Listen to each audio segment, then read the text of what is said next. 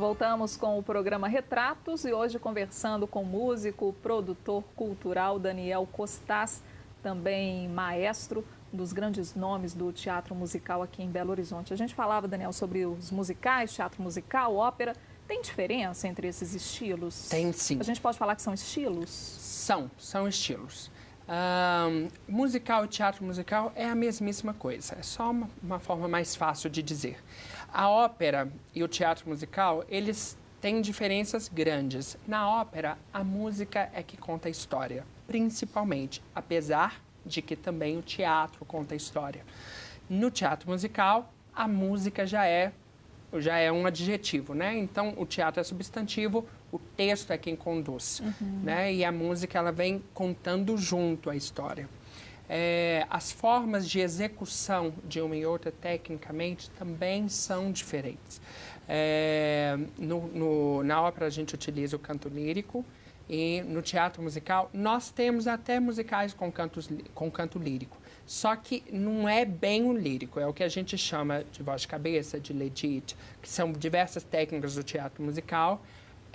E vamos também para outras técnicas, a técnica de belting, que é uma técnica de projeção melhor, e quem conhece, escuta muita música pop americana, está bem familiarizado. Beyoncé, Whitney Houston, principalmente as vozes negras, mas não só elas, utilizam muito o belting nos Estados Unidos. É a forma popular do americano se comunicar musicalmente. Entendi. E o teatro musical utiliza muito isso. Então, e tem também diferenças na execução cênica também. As escolas de atuação, no musical a gente tem mais dança. Então, são estilos que, apesar de fazerem parte da mesma caixinha que seria a música cênica, são completamente diferentes, feito por muitos profissionais diferentes.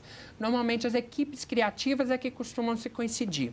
Os diretores, os maestros, às vezes fazem as duas coisas, os cenógrafos, figurinistas, mas quem está no palco mesmo, os cantores ou os atores cantores, são diferentes, tecnicamente. Mas também já tivemos no Brasil e fora do Brasil grandes cantores líricos fazendo musicais e grandes atores cantores de musical também fazendo alguma coisa em canto lírico. Então não é um pré-requisito. Por exemplo, uma pessoa que canta que tem um canto lírico maravilhoso, às vezes não é um pré-requisito para fazer um determinado musical. Não é um pré-requisito. Em musical, a gente trabalha muito com o physical role, que seria o perfil físico. E a ópera, às vezes, não é tão rigorosa com isso, né? A gente tem uma tradição da ópera, apesar de que hoje isso já mudou bastante. Mas antes não dependia, por exemplo, se a personagem era tuberculosa, como é em La Boheme, às vezes era uma cantora obesa e tudo mais. Mas a gente vê até um peri mais exatamente, gordinho, um índio pelado e de repente, né?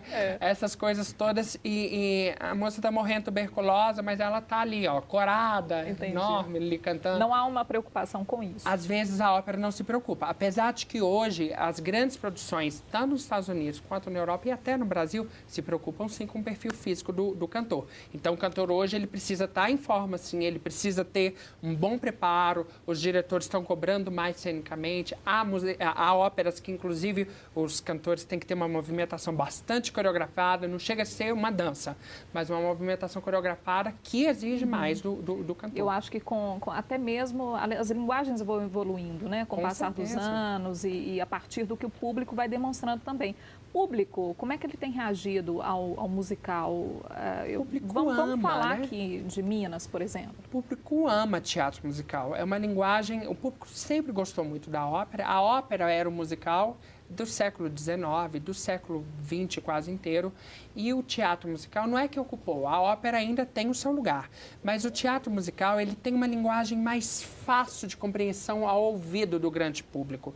Então, exatamente porque se utiliza técnicas que sejam de cultura mais popular, do canto popular, no caso do americano, hoje, né, com toda a globalização, no Brasil, a gente escuta tanto música pop quanto os Estados Unidos, né? Então, a gente, quando o pessoal fala, eu já ouvi alguém cantar nesse jeito, nesse estilo.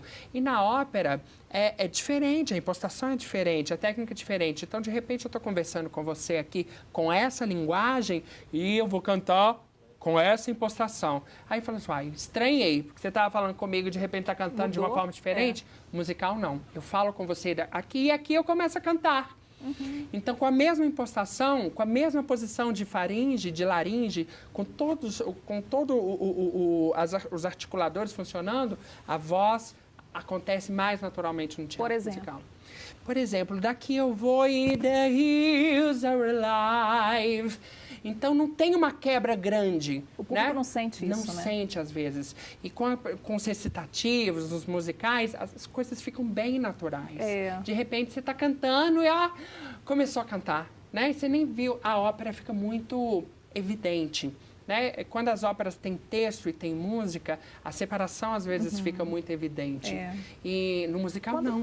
Quando as coisas fluem, eu acho que dá até mais dinamismo, né? Com toda certeza. O público ele fica até mais atento a isso, né? Com toda certeza. A ópera flui muito bem porque por conta da música. Dentro da proposta dela. E quem conta a história é a música. Então, quando a música acontece, a ópera flui perfeitamente bem. Quando tem o texto, que às vezes a junção não é tão natural. O teatro musical, ele se preocupa mais com isso. Apesar de que também não temos regras. Nada na vida, né? A gente tem regra. Isso que é bom, né? Existem musicais de tudo quanto é tipo. Nós temos de Mamma Mia, que é incrivelmente pop. Há musicais como The Music Man, que é uma outra linguagem, Old Broadway.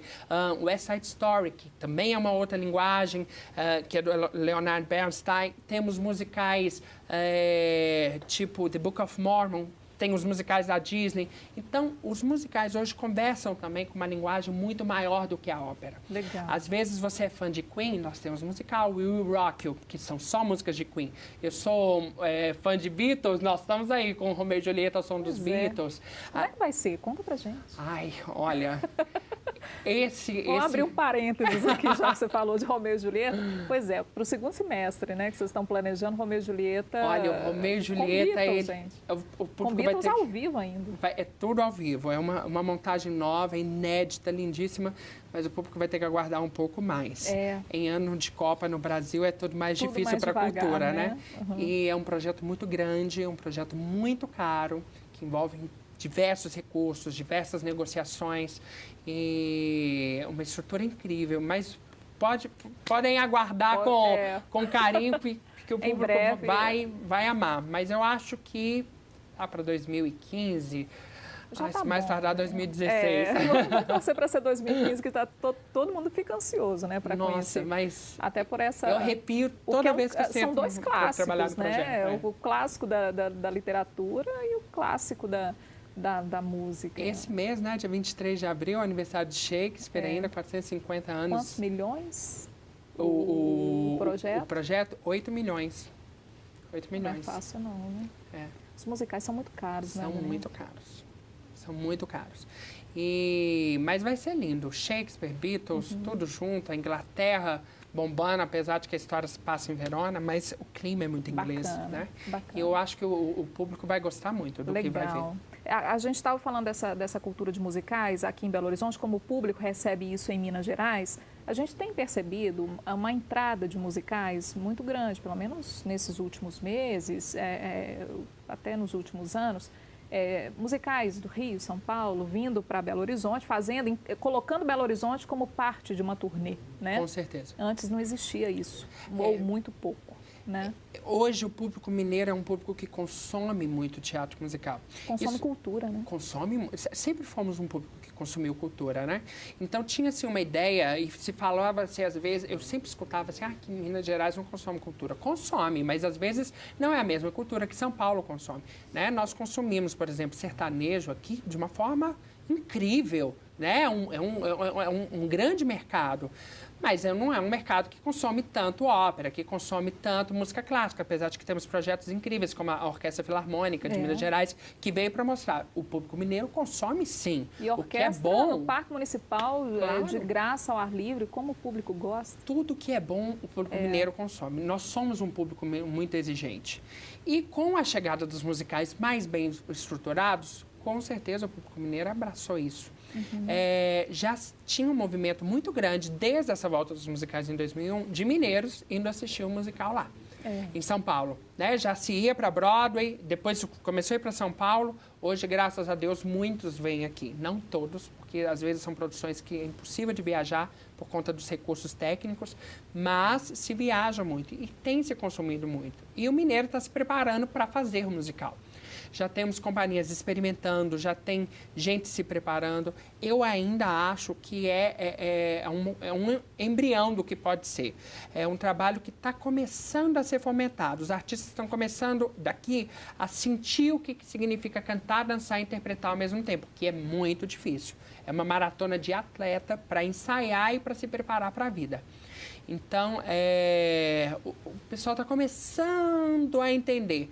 Buscando professores, buscando dançar, cursos, se aperfeiçoar. Vamos falar sobre essa preparação daqui a pouquinho, no próximo bloco? Até porque a Dramato, ela se propõe a fazer essa preparação também, né? De profissionais para musicais, para audições, né? E precisa de um trabalho, como o Daniel citou aí, um trabalho de atleta, porque é muita coisa. E a gente pensa que é só trabalho vocal, trabalho físico, não. Tem a parte também de trabalho em grupo. São várias outras questões que são levadas em conta e a gente vai falar sobre isso no próximo bloco e falar também sobre essa preparação. Será que com o Daniel foi a mesma coisa? Será que ele teve que encarar horas e horas aí de treinamento, de rotina, de disciplina para conquistar e para conseguir realizar tudo que ele realizou até hoje? A gente vai saber daqui a pouquinho. A gente está conversando com o maestro, com o produtor cultural, músico Daniel Costas. Retratos volta daqui a pouquinho, fique por aí.